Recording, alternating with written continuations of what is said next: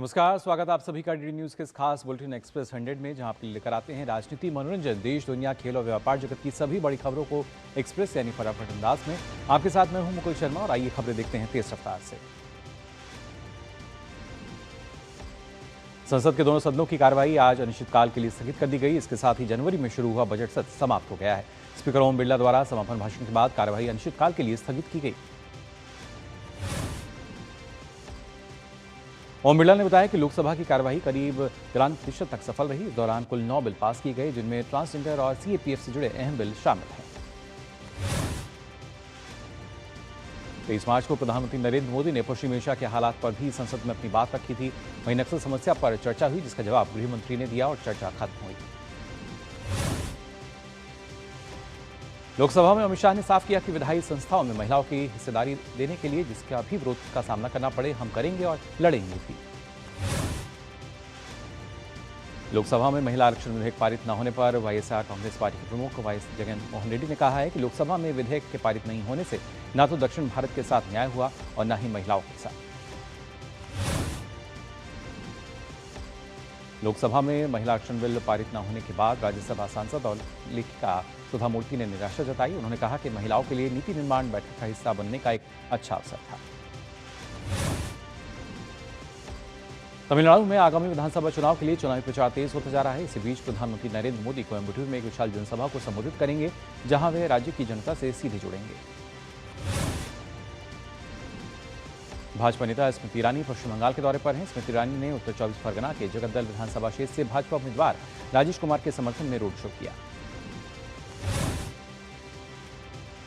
Road show के दौरान बड़ी संख्या में पार्टी कार्यकर्ताओं और समर्थकों की मौजूदगी देखने को मिली। समर्थकों ने नारेबाजी करते हुए लोगों से भाजपा के पक्ष में मतदान करने की अपील की। तमिलनाडु में 23 अप्रैल को होने वाले विधानसभा चुनाव में अपने पार्टी उम्मीदवारों के समर्थन में कांग्रेस नेता राहुल गांधी जनसभाएं आज करेंगे। मध्य प्रदेश के मुख्यमंत्री डॉक्टर मोहन यादव पश्चिम बंगाल के चुनावी दौरे पर हैं। वे यहां विधानसभा चुनाव के मद्देनजर विभिन्न कार्यक्रमों में भाग लेकर भाजपा उम्मीदवारों के समर्थन में जनसभाओं को संबोधित करेंगे। बंगाल विधानसभा चुनाव को लेकर निर्वाचन आयोग ने मतदान प्रक्रिया को निष्पक्ष और पारदर्शी बनाने के लिए बड़े और सख्त कदम उठाए हैं। पोलिंग बूथ के चारों ओर 100 मीटर का क्षेत्र सफेद चौक से चिन्हित किया जाएगा। चुनाव आयोग ने यह भी सुनिश्चित किया है कि किसी भी तरह के फर्जी मतदान को रोकने के लिए फोटो और सूची के आधार पर कड़ी जांच की जाएगी। पश्चिम बंगाल में विधानसभा चुनाव के बीच निर्वाचन आयोग का बड़ा फैसला सामने आया है। आयोग ने विधाननगर के पुलिस कमिश्नर को पद से हटा दिया है। निर्वाचन आयोग ने आईपीएस अधिकारी त्रिपुरारी अर्थप को विधाननगर पुलिस कमिश्नरेट का नया कमिश्नर नियुक्त करने का निर्देश दिया है। पश्चिम बंगाल में विधानसभा चुनाव के बीच निर्वाचन आयोग ने सख्त कार्रवाई की है। आयोग ने 5 बीएलओ को निलंबित कर दिया है। इन सभी के खिलाफ विभागीय जांच के साथ साथ एफआईआर दर्ज करने के निर्देश भी दिए गए हैं। दोहरी नागरिकता के मामले में कांग्रेस नेता और रायबरेली से सांसद राहुल गांधी को बड़ा झटका लगा है। इलाहाबाद हाईकोर्ट की लखनऊ बेंच ने पुलिस को निर्देश दिया है कि इस मामले में राहुल गांधी के खिलाफ एफआईआर दर्ज की जाए। तमिलनाडु के कोयम्बटूर जिले में पहाड़ी सड़क पर जा रही एक वैन के गिरने से 10 लोगों की मौत हो गई और कई अन्य घायल हो गए। दुर्घटना वलपराई घाट रोड पर 9वें हेयरपिन मोड़ के पास हुई। राष्ट्रपति द्रौपदी मुर्मू ने एक्स पर लिखा कि तमिलनाडु के कोयम्बटूर में दुखद सड़क दुर्घटना में हुई जान माल की हानि से मैं अत्यंत दुखी हूं। मैं शोक संतप्त परिवारों के प्रति अपनी हार्दिक संवेदना व्यक्त करती हूं और घायलों के शीघ्र स्वस्थ होने की प्रार्थना करती हूं। उपराष्ट्रपति सीपी राधाकृष्णन 19 अप्रैल से 2 दिन के श्रीलंका दौरे पर रहेंगे। उपराष्ट्रपति श्रीलंका के राष्ट्रपति और प्रधानमंत्री के साथ अन्य जो गणमान्य व्यक्ति हैं उनके साथ भारतीय प्रवासी नेताओं से भी इस दौरान मुलाकात करेंगे। श्रीलंका भारत के विजन महासागर और उसकी पड़ोसी प्रथम नीति में एक महत्वपूर्ण भागीदार है। उपराष्ट्रपति का श्रीलंका दौरा दोनों देशों के बीच हाल ही में हुए उच्च स्तरीय सम्मेलनों के बाद हो रहा है। भारत ऑस्ट्रेलिया संयुक्त आर्थिक आयोग के सत्र में केंद्रीय वाणिज्य और उद्योग मंत्री पीयूष गोयल ने इस सहयोग के रणनीतिक महत्व पर प्रकाश डाला। दोनों देशों के बीच व्यापार और निवेश संबंधों को मजबूत करने के लिए एक दूरदर्शी रोडमैप की रूपरेखा तैयार करने के लिए एक महत्वपूर्ण मंच के रूप में कार्य करती है। चारधाम यात्रा के लिए ऑफलाइन पंजीकरण कल से शुरू हो गया है। पहले ही दिन 2713 तीर्थयात्रियों ने व्यक्तिगत रूप से पंजीकरण कराया। चारधाम यात्रा रविवार से शुरू होने जा रही है। केदारनाथ यात्रा की तैयारी में जिला प्रशासन ने यात्रा के लिए सभी इंतजाम पूरे कर लिए हैं और एक हाईटेक मॉनिटरिंग सिस्टम भी शुरू किया गया है। गौरीकुंड से केदारनाथ मंदिर तक पूरे यात्रा रूट पर कड़ी नजर रखने के लिए एक खास कंट्रोल रूम बनाया गया है। निगरानी को मजबूत करने के लिए रूट पर 360 डिग्री कैमरे लगाए गए हैं। भारत से वर्ष 2026 की हज यात्रा आज से शुरू हो गई है। हज यात्रियों का पहला जत्था देश भर के विभिन्न प्रस्थान बिंदुओं से सऊदी अरब के लिए रवाना हुआ। दिल्ली हज कमेटी की चेयरपर्सन कौसर जहां ने बताया कि सरकार यह पक्का करने की पूरी कोशिश कर रही है कि यात्रा जितनी हो सके उतनी आसान और सुखद रहे। अल्पसंख्यक कार्य मंत्री किरेन रिजिजू ने सभी हज यात्रियों को शुभकामनाएं दी और सुगम, सुरक्षित और आरामदायक हज यात्रा सुनिश्चित करने के लिए सरकार की प्रतिबद्धता को दोहराया। भारत और नॉर्वे ने व्यापार और निवेश पर वार्ता का तृतीय सत्र आयोजित हुआ, जिसमें द्विपक्षीय आर्थिक संबंधों को सुदृढ़ करने में टीएपीए की भूमिका पर जोर दिया गया। विदेश मंत्रालय ने बताया कि पश्चिम एशिया संघर्ष शुरू होने के बाद से ईरान से 2361 भारतीय नागरिकों को सुरक्षित स्वदेश लाया गया है। नई दिल्ली में उपराष्ट्रपति सीपी राधाकृष्णन बालक गोकुलम के रजत जयंती समारोह के उद्घाटन में आज शामिल होंगे। सुप्रीम कोर्ट ने दिल्ली में प्रवेश करने वाले व्यावसायिक वाहनों पर पर्यावरण क्षतिपूर्ति शुल्क बढ़ाने के सीएक्यूएम के प्रस्ताव को मंजूरी दे दी है। कोर्ट ने इसमें 5% की वार्षिक वृद्धि के सीएक्यूएम के प्रस्ताव को भी मंजूर कर दिया है। उत्तराखंड के मुख्यमंत्री पुष्कर सिंह धामी ने शुक्रवार को अधिकारियों को निर्देश दिया कि सीएम हेल्पलाइन 1905 पर 30 दिनों से अधिक समय से लंबित शिकायतों के शीघ्र समाधान के लिए एक विशेष अभियान चलाया जाए। गृहमंत्री अमित शाह ने एक्स पर पोस्ट किया कि सिख धर्म के दूसरे गुरु श्री गुरु अंगद देव जी के प्रकाश पर्व की हार्दिक शुभकामनाएं। दिल्ली देहरादून इकोनॉमिक कॉरिडोर पर किराया कम करने पर उत्तराखंड ट्रांसपोर्ट कॉर्पोरेशन के असिस्टेंट जनरल मैनेजर ने कहा है कि पीएम मोदी के इस एक्सप्रेसवे के उद्घाटन के बाद ट्रांसपोर्ट कॉर्पोरेशन ने यात्रियों को आसान, सस्ती और अच्छी सर्विस देने की तैयारी की थी। एम्स की मूवमेंट डिसऑर्डर टीम ने विश्व पार्किंसंस दिवस के अवसर पर जवाहरलाल नेहरू ऑडिटोरियम में वॉक फॉर पीरी नाम से वॉकथॉन का आयोजन किया। नीति आयोग ने भारत के पर्यटन पारिस्थितिकी तंत्र को मजबूत करने के लिए दिव्य भारत, भारत की आत्मा की एक झलक नामक संकलन का शुभारंभ किया। पुणे हवाई अड्डे का रनवे, जो हाल ही में भारतीय वायुसेना के एक विमान से जुड़ी घटना के कारण अस्थायी रूप से बंद हो गया था, अब फिर से खोल दिया गया है। सभी सुरक्षा निरीक्षण और मंजूरियां पूरी हो चुकी हैं। हवाई अड्डे पर अब धीरे धीरे उड़ानें फिर से शुरू हो रही हैं। ये स्थिति अब पूरी तरह से नियंत्रण में है और हवाई यात्रा के लिए रनवे को फिर से सुरक्षित और परिचालन योग्य घोषित कर दिया गया है। दिल्ली यातायात पुलिस ने इंदिरा गांधी अंतर्राष्ट्रीय हवाई अड्डे के आसपास प्रोजेक्ट संगम के तहत प्रवर्तन कार्रवाई तेज कर दी है, जिससे मेहरम नगर गांव में यातायात प्रवाह और सड़क अनुशासन में सुधार हुआ है। यूक्रेन की राष्ट्रीय सुरक्षा एवं रक्षा परिषद के सचिव रुस्तम उमीरोव ने विदेश मंत्री एस जयशंकर और राष्ट्रीय सुरक्षा सलाहकार अजीत डोभाल के साथ संघर्षग्रस्त राष्ट्र में स्थायी शांति प्राप्त करने की संभावनाओं पर अलग अलग महत्वपूर्ण बैठकें की। पूर्व श्री राम की नगरी की पहचान बन चुकी मां सरयू की संध्या आरती अब रंग, अनुशासन और आध्यात्मिक सौंदर्य के नए स्वरूप में दिखाई देगी। आरती की परंपरा को अधिक सुसंगठित और भव्य बनाने के लिए यहां पुजारियों के लिए ड्रेस कोड लागू किया गया है। आज के दिन हर साल वर्ल्ड हेरिटेज डे मनाया जाता है। इसका उद्देश्य सांस्कृतिक और प्राकृतिक विरासत का संरक्षण करना और इसके बारे में लोगों को जागरूक करना है। आज रंगाली बिहू के 5वें दिन नांगल बिहू पूरे असम में पारंपरिक श्रद्धा के साथ मनाया जा रहा है। ये दिन बहाग महीने के 5वें दिन के रूप में भी मनाया जाता है और साथ बिहू के 5वें दिन के तौर पर इसका विशेष महत्व है। श्रीनगर के घंटाघर के पास लाल चौक में एक होटल में आग लग गई। आग लगभग फिलहाल कम हो गई। थोड़ा पुलिंग ऑपरेशन चल रहा है। फिलहाल इस दौरान कोई हताहत नहीं हुआ है। मध्य प्रदेश में विश्व विरासत दिवस के खास मौके पर आज भोपाल के पुरातत्व अभिलेखागार और संग्रहालय सचिवालय द्वारा राज्य के सभी संग्रहालयों और स्मारकों में पर्यटकों का प्रवेश मुफ्त रहेगा। मौसम विभाग ने अगले 2 से 3 दिन तक केरलम, माहे, तमिलनाडु, पुदुचेरी, कराईकल, तटीय आंध्र प्रदेश और तटीय कर्नाटक में गर्म और उमस भरे मौसम का अनुमान जताया है। मौसम विभाग ने कहा है कि मध्य प्रदेश, महाराष्ट्र, छत्तीसगढ़, ओडिशा, तेलंगाना और रायलसीमा में लू चलने की संभावना है। मौसम विभाग ने केरल में भीषण गर्मी के कारण रविवार तक गर्म और उमस भरे मौसम का येलो अलर्ट जारी किया है। राज्य के कई अन्य जिलों में तापमान 37 डिग्री सेल्सियस तक जा सकता है। केरल राज्य में आपदा प्रबंधन प्राधिकरण ने लोगों से भीषण गर्मी से बचाव के लिए सावधानी बरतने की बात कही है। और फिलहाल हम यहां रुकने एक छोटे से ब्रेक के लिए जल्द लौटते हैं। जब धरती चीर कर निकलता है लोहे का पत्थर और मिलता है मोंगिया के जोश से, फिर तपता है, पिघलता है और बनता है फौलाद। अब होता है सरिया सारी खूबियों के साथ। मोंगिया स्टील, मजबूत देश का मजबूत सरिया। ब्रेक के बाद आप सभी का एक बार फिर स्वागत है एक्सप्रेस 100 में। आइए एक बार फिर से खबरों पर नजर डालते हैं तेज रफ्तार से।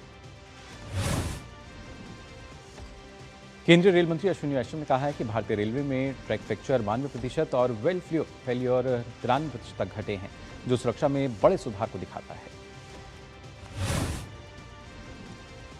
अश्विनी वैष्णव ने कहा कि 2014 के बाद किए गए सुधारों के चलते दुर्घटनाएं भी काफी कम हुई हैं और रेलवे का सुरक्षा स्तर अब वैश्विक मानकों के करीब पहुंच रहा है।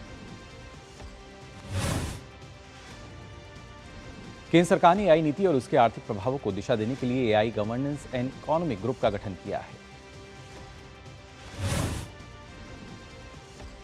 आधिकारिक बयान के अनुसार केंद्रीय इलेक्ट्रॉनिक्स एवं सूचना प्रौद्योगिकी मंत्री अश्विनी वैष्णव इस अंतर मंत्रालय निकाय की अध्यक्षता करेंगे।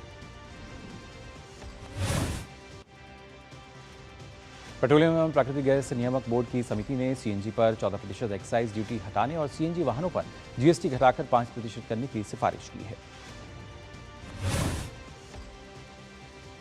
वहीं इसका उद्देश्य कीमतें कम कर स्वच्छ ईंधन को बढ़ावा देना और 2030 तक ऊर्जा मिश्रण में नेचुरल गैस की 15% हिस्सेदारी हासिल करना है।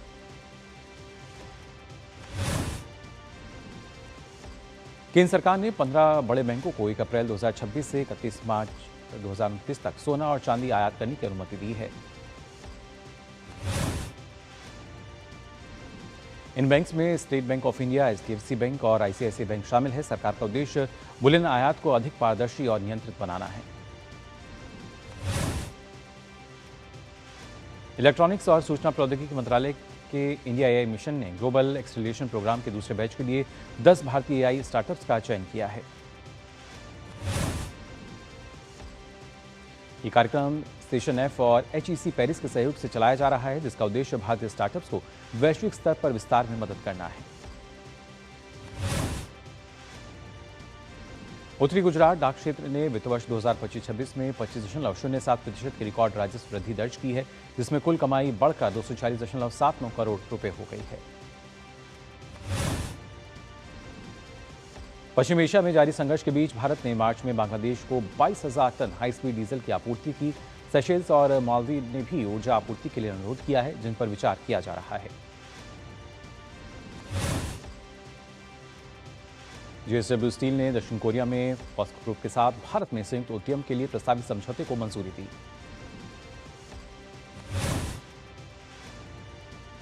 इस परियोजना के तहत ओडिशा में 60 लाख टन उत्पादन क्षमता वाली इस्पात परियोजनाएं स्थापित की जाएंगी। भारतीय रिजर्व बैंक द्वारा जारी आंकड़ों के अनुसार 10 अप्रैल को समाप्त सप्ताह में देश का फॉरेक्स रिजर्व 3.825 अरब डॉलर बढ़कर 700.946 अरब डॉलर हुआ।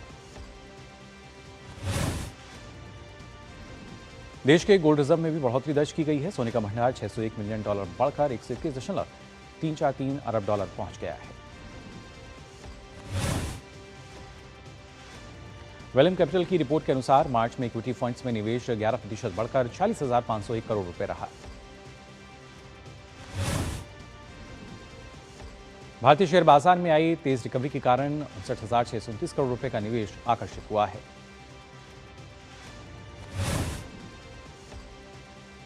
देश के जाने माने अरबपति, उद्योगपति और Adani group chairman Gautam Adani Asia के सबसे अमीर व्यक्ति बन गए हैं। उन्होंने मुकेश अंबानी को पीछे छोड़ दिया है।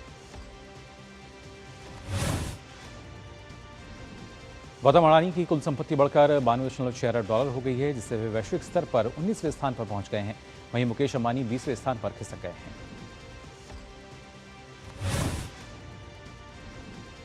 ईरान ने की हॉर्मुज़ स्ट्रेट को फिर से खोलने की घोषणा, जिससे व्यापारिक जहाज़ों की आवाजाही सामान्य होने की उम्मीद बढ़ी। ये कदम लेबनान और इजरायल के बीच युद्ध विराम के बाद उठाया गया। राष्ट्रपति ट्रंप ने कहा कि ईरान के जहाज़ों और बंदरगाहों पर लगी अमेरिकी नाकाबंदी इस दौरान भी रहेगी जारी। ये नाकाबंदी तब तक जारी रहेगी जब तक ईरान के साथ अमेरिका का कोई पूर्ण समझौता नहीं होता।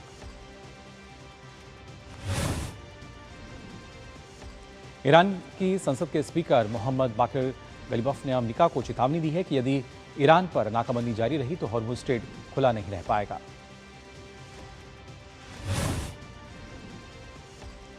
ईरान के अस्थायी संघर्ष विराम के बीच राष्ट्रपति डोनाल्ड ट्रंप ने कहा कि ईरान में युद्ध समाप्त करने के लिए चल रही बातचीत में नहीं होगा किसी प्रकार का पैसों का लेन देन। ट्रंप ने कहा कि इस प्रक्रिया को तेजी से पूरा किया जाएगा क्योंकि कई प्रमुख मुद्दों पर पहले ही समझौता हो चुका है। उन्होंने कहा कि इस सप्ताह के अंत तक ईरान के साथ बातचीत हो सकती है। ईरान ने उच्च शुद्धता वाले यूरेनियम को कहीं भी स्थानांतरित करने से इनकार किया, जिस पर अमेरिका लगातार दबाव बना रहा है।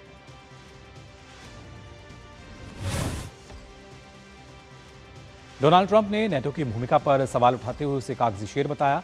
उन्होंने कहा कि हॉर्मुज़ स्ट्रेट संकट के दौरान नेटो ने अमेरिका से मदद मांगी, लेकिन जरूरत के समय पर प्रभावी साबित नहीं हुआ।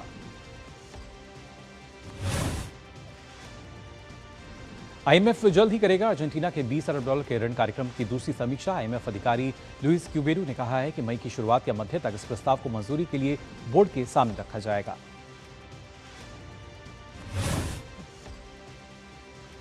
लुइस क्यूबेरू ने बताया कि प्रस्ताव के लिए आवश्यक दस्तावेज तैयार किए जा रहे हैं। ये कदम अर्जेंटीना के आर्थिक कार्यक्रम की प्रगति के आकलन के लिए महत्वपूर्ण माना जा रहा है। कोस्टारिका ने प्रशांत महासागर में एक स्पीड बोट से करीब 1901 किलो कोकीन जब्त की है। इस कार्रवाई में 3 कोलंबिया के नागरिकों को गिरफ्तार भी किया गया है।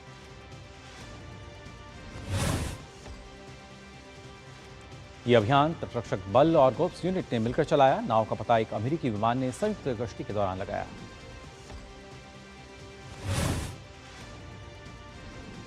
यूनिसेफ ने गाजा में जल आपूर्ति के दौरान हुए हमले पर गहरी नाराजगी जताई है। घटना के बाद एजेंसी ने अपनी गतिविधियां अस्थायी रूप से रोक दी हैं और इजरायल से मामले की जांच करने की अपील की है। म्यांमार के पूर्व राष्ट्रपति विन मिंट को राष्ट्रपति मिन ऑंग हलाइंग द्वारा घोषित यहां पर व्यापक कैदी माफी योजना के तहत रिहा कर दिया गया है। इस माफी योजना में 4500 से अधिक कैदियों को रिहा किया गया। अंतालिया कूटनीति मंच के दौरान तुर्की, मिस्र, पाकिस्तान और सऊदी के विदेश मंत्रियों ने क्षेत्रीय कूटनीति को तेज करते हुए बैठक की। ये पहले ईरान से जुड़े तनाव के बीच हुई है। लेबनान के राष्ट्रपति जोसेफ ऑन ने कहा है कि उनके देश द्वारा सहमत युद्ध विराम को स्थायी समझौते में परिवर्तित किया जाना चाहिए। आईपीएल में आज रॉयल चैलेंजर्स बेंगलुरु का सामना दिल्ली कैपिटल्स से होगा। ये मैच आज 3:30 बजे बेंगलुरु में खेला जाएगा।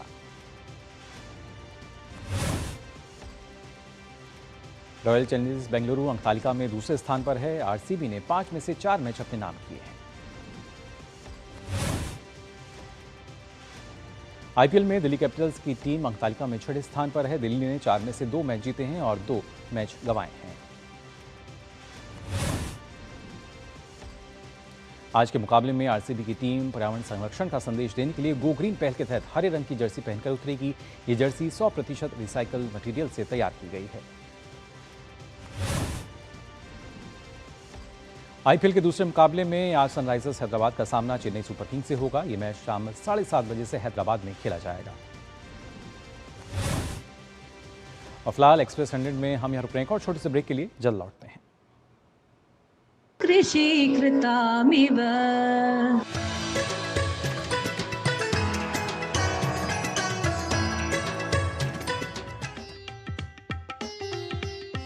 सनेर पंथा, सनेर कंथा, सनेर पर्वत मस्तके, सनेर विद्या, सनेर वित्ते, पंचोहतानी सने सने। धैर्य जो है वो सभी कार्यों का एक स्रोत है और आप जब धैर्य से कार्य करते हैं तो मूर्तिकला के अंदर भी सफलता पा सकते हैं। ये मैंने पिछले 3 दशकों में सीखा है।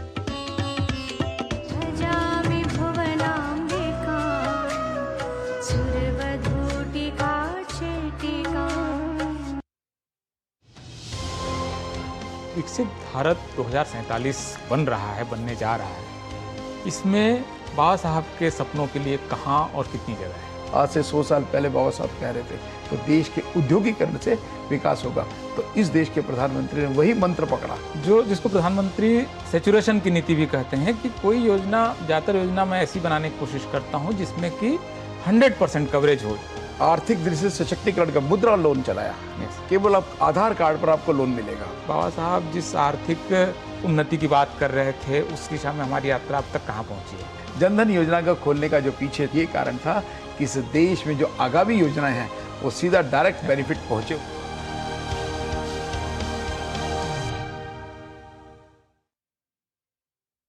आज के इस कार्यक्रम में हम करेंगे बात कृषि, पर्यावरण और विरासत के क्षेत्र में अपने अथक प्रयासों से समाज को नई दिशा देने वाले उन जन नायकों की जिन्होंने वर्तमान को संरक्षित किया बल्कि भविष्य की भी नींव मजबूत की। बंजर जमीन पर घना जंगल आबाद करने वाली केरल के कोल्लकल देव की अम्मा जी, एरिसल के उत्पादन को नया आयाम देने वाले असम के जोगेश दियोरी,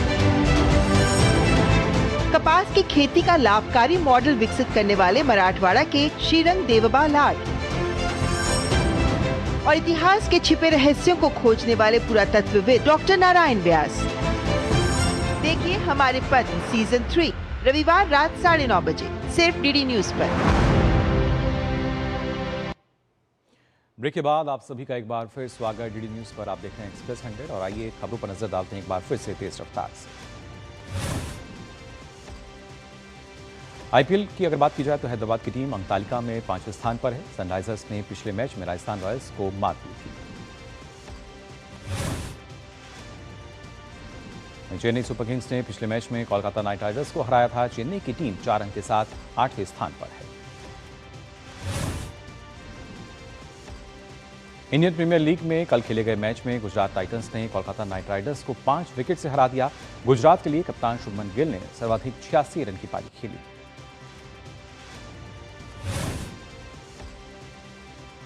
कोलकाता नाइट राइडर्स की ये प्रतियोगिता में 5वीं हार रही। नाइट राइडर्स को अब भी अपनी पहली जीत की तलाश है।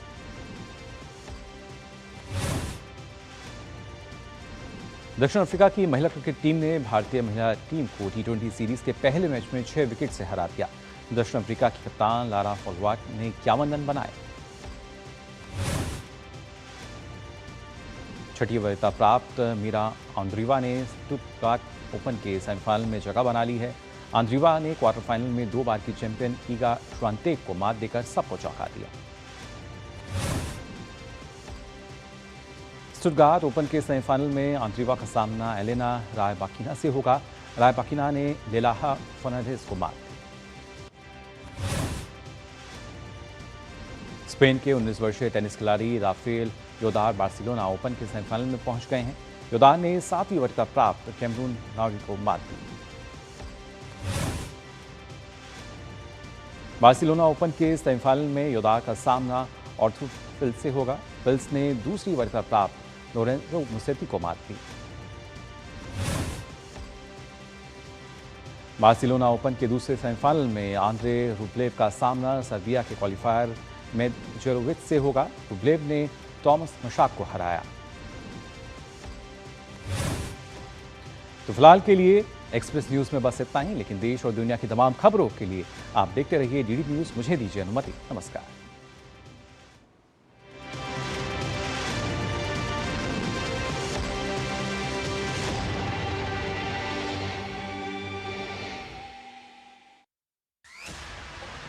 संसद के दोनों सदनों की कार्यवाही आज अनिश्चितकाल के लिए स्थगित कर दी गई। इसके साथ ही जनवरी में शुरू हुआ बजट सत्र समाप्त हो गया। स्पीकर ओम बिरला द्वारा समापन भाषण के बाद कार्यवाही अनिश्चितकाल के लिए स्थगित की गई। ओम बिरला ने बताया कि लोकसभा की कार्यवाही करीब 93% तक